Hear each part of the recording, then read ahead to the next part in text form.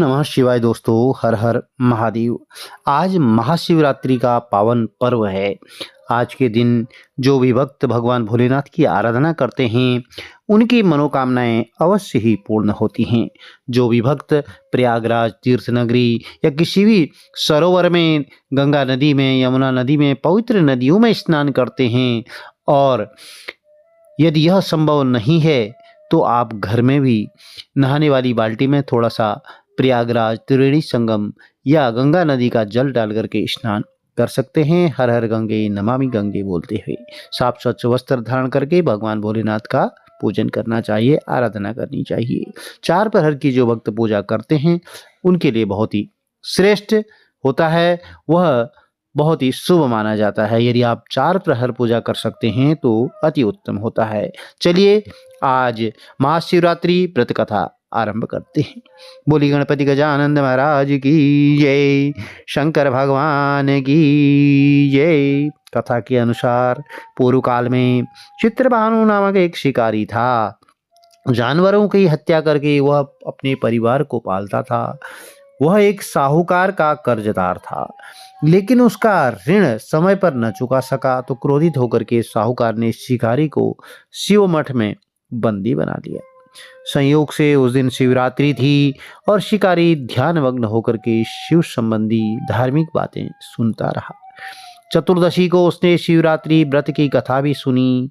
शाम होते ही साहूकार ने उसे अपने पास बुलाया और ऋण चुकाने के विषय में बात की, तो शिकारी अगले दिन सारा ऋण लौटा देने का वचन देकर के बंधन से छूट गया।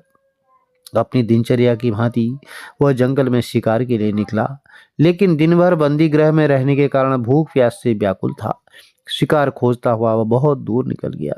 जब अंधकार हो गया तो उसने विचार किया कि रात जंगल में ही बितानी पड़ेगी, तो वह एक तालाब के किनारे वन में एक बेल के पेड़ पर चढ़ करके रात बीतने का इंतजार करने लगा। तो बिल्व वृक्ष के नीचे शिवलिंग था जो बिल्व पत्रों से ढका हुआ था। अब शिकारी को उसका पता ही नहीं चला। पड़ाव बनाते समय उसने जो टहनियां तोड़ी वे संयोग से शिवलिंग पर गिरती चली गई।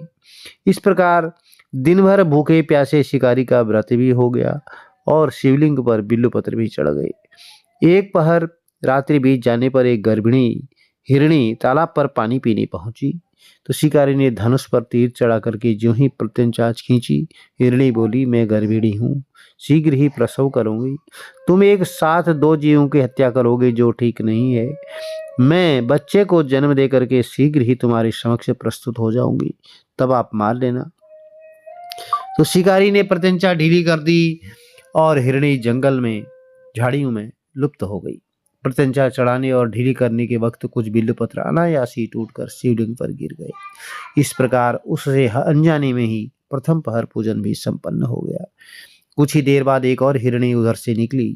शिकारी की प्रसन्नता का ठिकाना न रहा। समीप आने पर उसने धनुष पर बाण चढ़ाया। तब उसे देख हिरणी ने विनम्रता पूर्वक निवेदन किया कि हे शिकारी, मैं थोड़ी देर पहले ऋतु से निवृत्त हुई हूँ, कामातुर हिरणी हूँ और अपने प्रिय की खोज में भटक रही हूँ। मैं अपने पति से मिलकर के शीघ्र ही तुम्हारे पास आ जाऊंगी। शिकारी ने उसे भी जाने दिया। 2 बार शिकार को खोकर उसका माथा ठनका। वह चिंता में पड़ गया कि रात्रि का आखिरी पहर बीत रहा था। इस बार भी धनुष से लग करके कुछ बेलपत्र जो है शिवलिंग पर जा गिरे। दूसरे पहर की पूजा भी संपन्न हो गई। तभी एक अन्य हिरणी अपने बच्चों के साथ उधर से निकली। शिकारी के लिए यह स्वर्णिम अवसर था। उसने धनुष पर तीर चढ़ाने में देर नहीं लगाई। वह तीर छोड़ने वाला था। हिरणी बोली, मैं हे शिकारी, मैं इन बच्चों को उनके पिता के हवाले करके लौट आऊंगी, इसमें मुझे मत मारो। शिकारी हंसा और बोला, सामने आए शिकार को छोड़ दूं? मैं ऐसा मूर्ख नहीं हूँ। इससे पहले मैं 2 बार अपना शिकार खो चुका हूँ। मेरे बच्चे भूख प्यास से व्यग्र हो रहे होंगे। उत्तर में हिरणी ने फिर कहा, जैसे तुम्हें अपने बच्चों की ममता सता रही है, ठीक वैसे ही मुझे भी।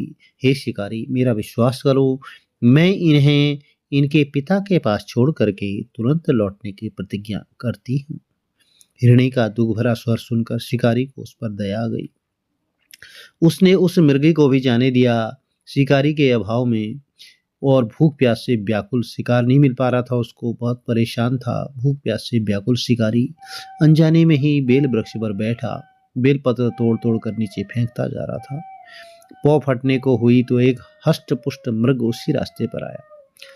शिकारी ने सोच लिया कि इसका शिकार वह अवश्य करेगा। शिकारी की तनी प्रत्यंचा देख करके मृग विनीत स्वर में बोला, हे शिकारी, यदि तुमने मुझसे पूर्व आने वाली 3 मुर्गियों और उनके छोटे छोटे बच्चों को मार डाला है तो मुझे भी मारने में विलंब मत करो, ताकि मुझे उनके वियोग में एक क्षण भी दुख सहन न करना पड़े। मैं उन हिरणियों का पति हूँ। यदि तुमने उन्हें जीवन दान दिया है तो मुझे भी कुछ क्षण का जीवन देने की कृपा करो। मैं उनसे मिलकर तुम्हारे समक्ष उपस्थित होऊंगा। तो मृग की बात सुनते ही शिकारी के सामने पूरी रात का घटना चक्र घूम गया। उसने सारी कथा मृग को सुना दी।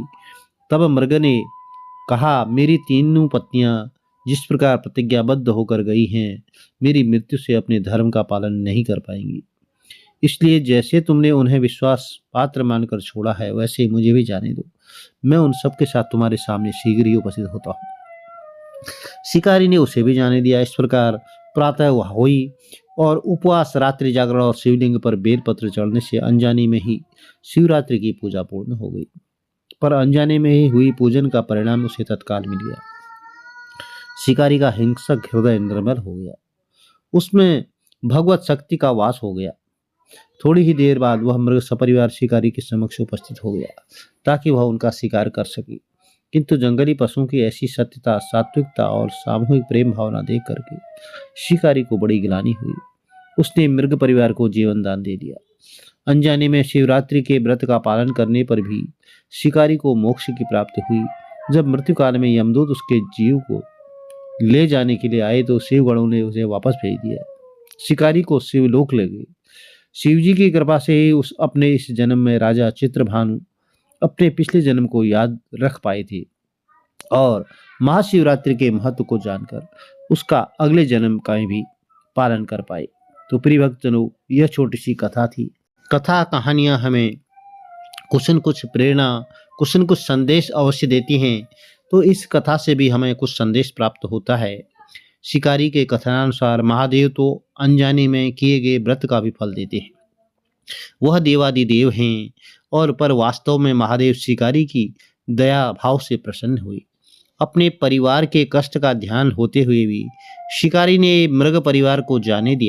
वास्तव में उस शिकारी को उन पुजारी जनों से या जो तपस्या करते हैं उन लोगों से भी उत्कृष्ट बना देती है, जो कि सिर्फ रात्रि में जागरण करते हैं, उपवास करते हैं, दूध दही बेलपत्र आदि द्वारा भगवान भोलेनाथ को प्रसन्न करना चाहते हैं।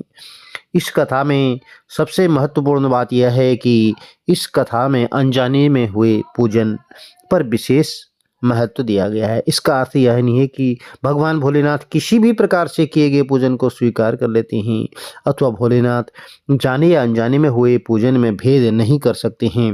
वह तो देवादिदेव हैं। वास्तव में वह शिकारी शिव पूजन नहीं कर रहा था।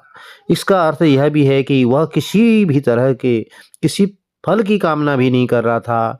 उसने मृग परिवार को समय एवं जीवन दान दिया, जो कि शिव पूजन के समान है। भगवान शिव का ही अर्थ है कल्याण।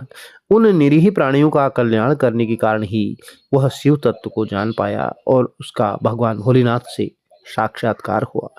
परोपकार करने के लिए प्रिय भक्तजनों, महाशिवरात्रि का दिवस भी आवश्यक नहीं है। आप किसी भी दिन परोपकार कर सकते हैं। सच्चे मन से, सच्चे हृदय से, सच्ची वाणी से किया गया दान, पूर्य परोपकार बहुत ही श्रेष्ठ माना जाता है।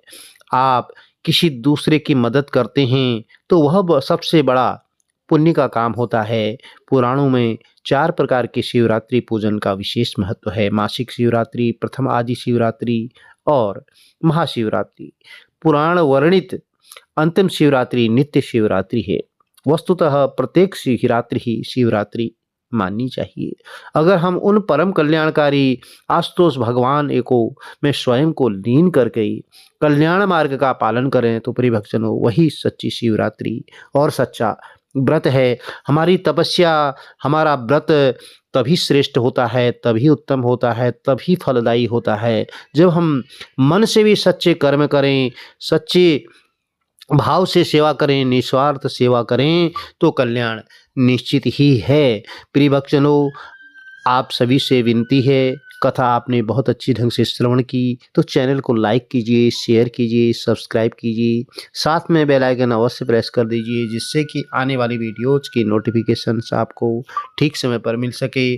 भगवान भोलेनाथ का आशीर्वाद आपके कुटुंब में सदैव बना रहे। इस महाशिवरात्रि की बहुत-बहुत शुभकामनाएँ। हर हर महादेव।